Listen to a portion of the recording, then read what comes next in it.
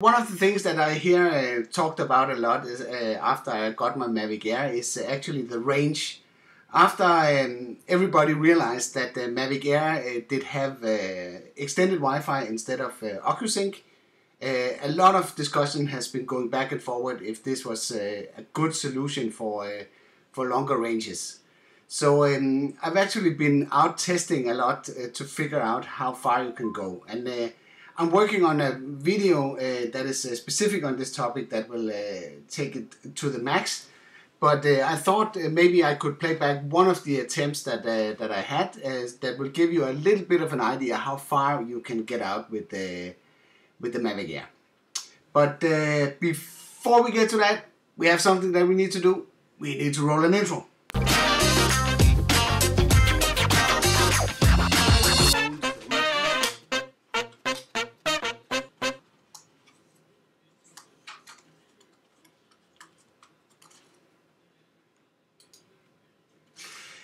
So I kind of figured that we would look a little bit on this range stuff, and after that I might be able to look at the chat and answer some questions. But actually I want to also advertise a little bit for another video that I did is around quick shots, because with the Mavic Air you actually get a lot of fun new modes. You get at least 2 new modes, the asteroid and the boomerang, and I just bought a little bit. Oh, Ken Heron, thank you. You're here. You're early. Okay, I will try not to look at this chat right now because I'm not, very good at doing several things at the same time. So let's just take a quick shot, and as you can see, this is the asteroid, which you likely have seen been replayed a few times in different variations. And it's a super easy way to create something really cool, and the best part is that it's actually shareable right out of your device. So that's pretty good. But I also want to say something. If you have seen the quick shot video that I did, the Mavic Air is not flawless. It has obstacle avoidance in the front and in the back, but not in the sides. So let me play back another clip and show you that it was actually about to go wrong when I had to do the helix shot. So see, I'm standing on a bridge near a pretty nice location, and it's a 4K video, so this goes a little bit slow. But what happens here with helix, it actually ascends while it increases the radius. And I thought I would give it I took a look to see if everything was going well. And then I decided to look down at the remote. And what you will see in a short second is that I actually have a collision with a tree. And while I was looking down at the remote, I could hear the props actually touching the branches on the tree. So if you look right about now, you will see that I actually ended up in between the trees. So even though the Mavic Air has a lot of extra protection, it was about to go wrong. I can tell you that. But it's still here, and I also have a few other stories that I could tell about it. I actually crashed it 2 or 3 times of different reasons. One of the reasons was that I actually smacked it into the tile floor of my what is it? I don't know what it's called. There where you do your laundry, but I dropped it by accident on the floor, and when I had to fly it afterwards, it was acting all crazy, and I crashed it twice before I actually calibrated the IMU and managed to get it back on track again. But it seems to be quite a durable machine, so that's good. So far I'm happy, and I'm also happy that I bought the Care Refresh for this one. Because it seems actually never crashed my Mavic Pro, but as I just said, I managed to do this within 2 weeks. I managed to crash the Mavic Air 3 times. So, okay, let's look at the range test. Let's start that one. So that one can run, then we can talk a little bit in between. The audio is still good. And actually this was recorded at a air base in next to Copenhagen in Denmark. And this place is, when you mention air base, people get a little bit afraid. But this one is a closed one. It's actually from the Cold War. And yeah, okay, I need to switch on the histogram. That's a good thing when you're out flying, so you know if your picture is not over or underexposed. I climbed to around, I think, 50 meters before I started to head forward.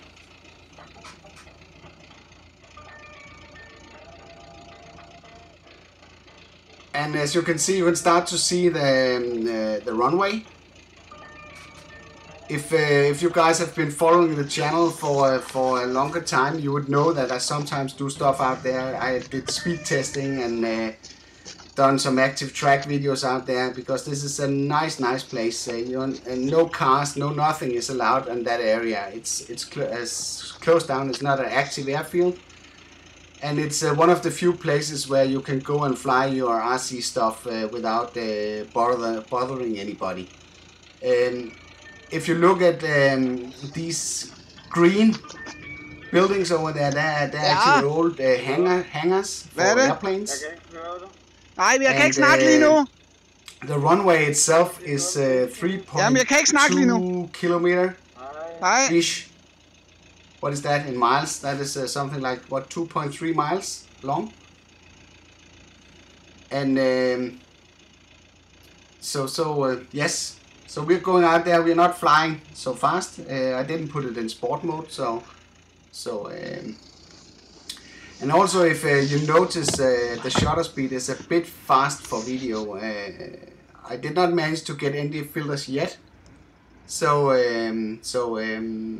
right now I have to handle this the higher shutter speed while flying.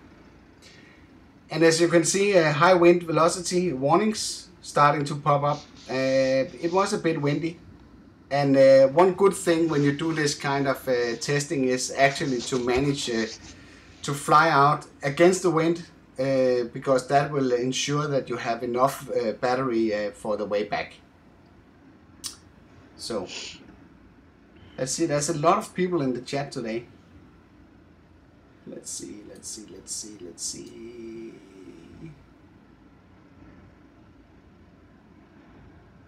2 kilometers is about 1.3 miles. Okay, then my calculation was completely off.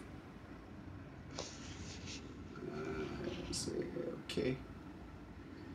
So we passed the first 1.2 kilometers.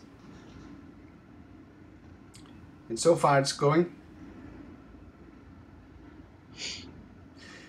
So while we are waiting, with this tool I can't really fast forward the video, so we can fill it in with some other interesting stuff.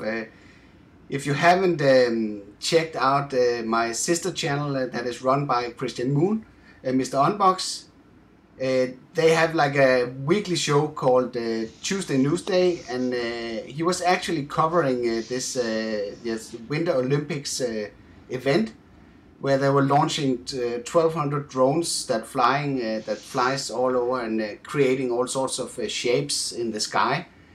And he has some interesting theories about what was going on there. It actually turned out it might not appear what it seems. So I would highly suggest to head over there and Mr. Unbox and check out the Tuesday Newsday show.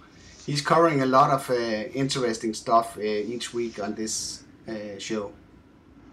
Yeah, there I actually I kept getting warnings about the obstacle avoidance and not being able to see what it needs to see. And then it's too high in the air, so I thought I would just disable it. And as we can see, we're closing in on 2 kilometers.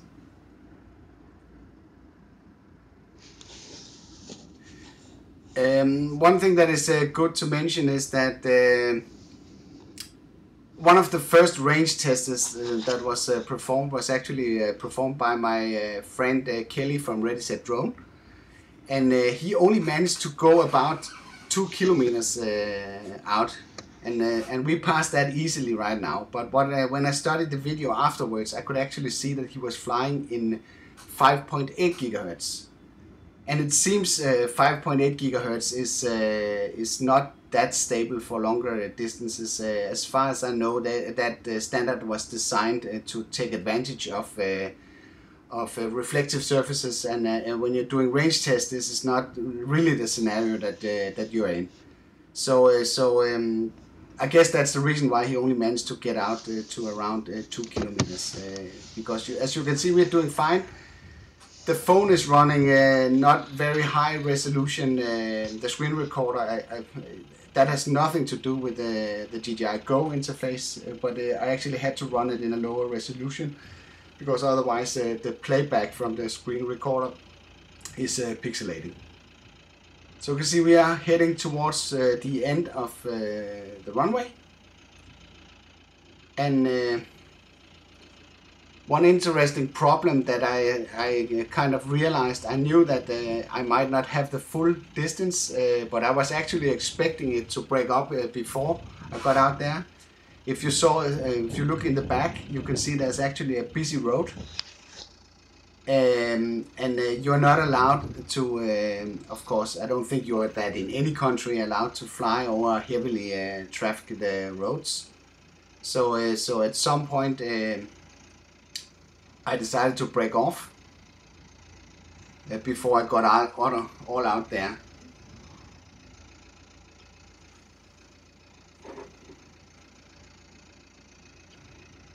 But as you can see, even around 3 kilometers, the signal is still stable. There's no issues with reception. I know it's not the same as the 7 kilometers or what is it, 4 miles from Mavic Pro. You see, now it starts to be a little, and there's not full line of sight. There's some trees and stuff that goes in between me and the Mavic Air at this point, so it's pretty okay that it starts to break up. The red indicator up right, that is the obstacle avoidance sensor that has been disconnected. It's a question that Greg is answering, like not answering. That's my part. And so okay, so now it's starting to head back, and I guess there's a lot of beeping now. So I guess I will just go back to the webcam. So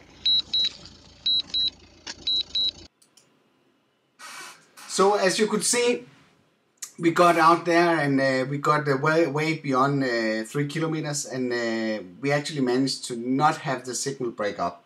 And that's why I decided to find another location to test the absolute maximum range of Mavic Air.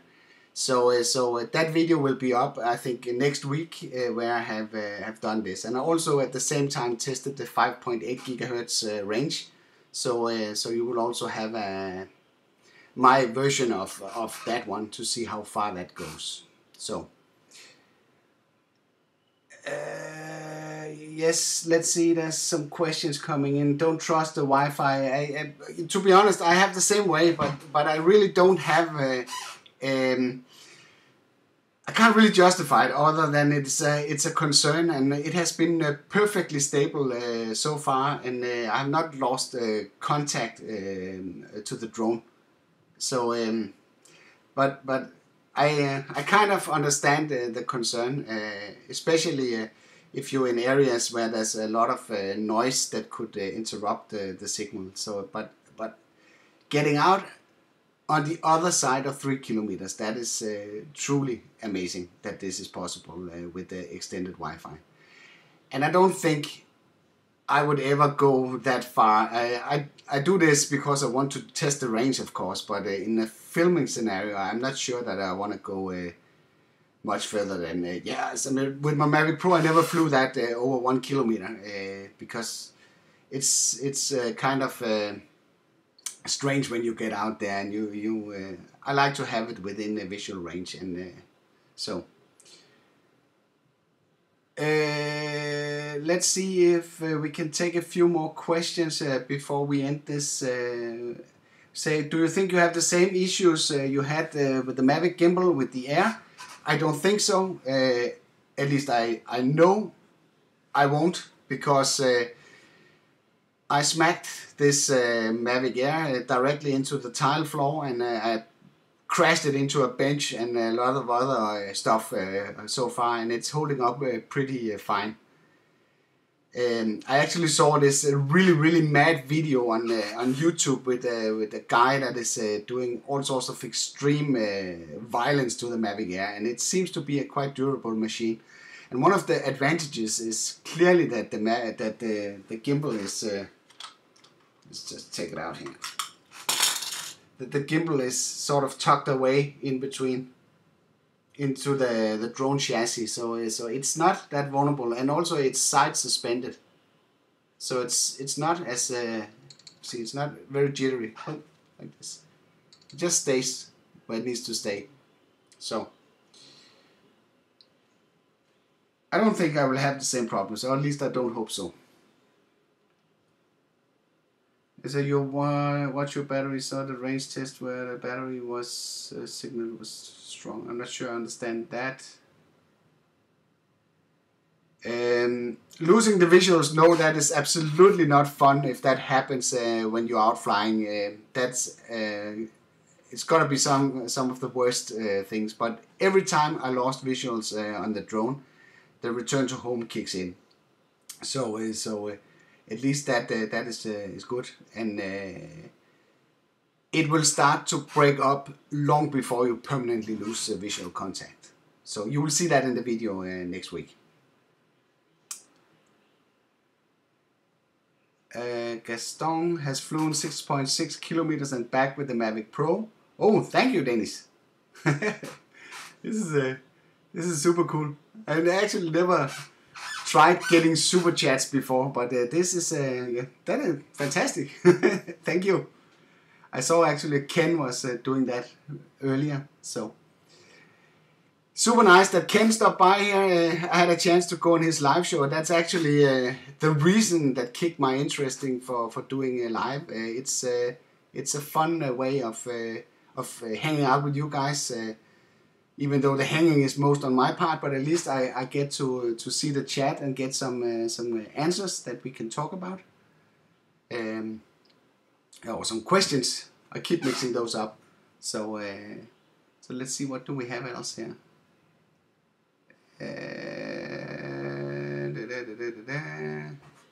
So yeah, I guess that's about it. I think I will close this off for now, and I think we should do this more often. It's a good way to sort of keep you guys updated on what's going on here on the channel and what to expect and what I'm working on. So thank you very much. And what does Dustin Dunhill's video? Is that the guy that did this extreme testing?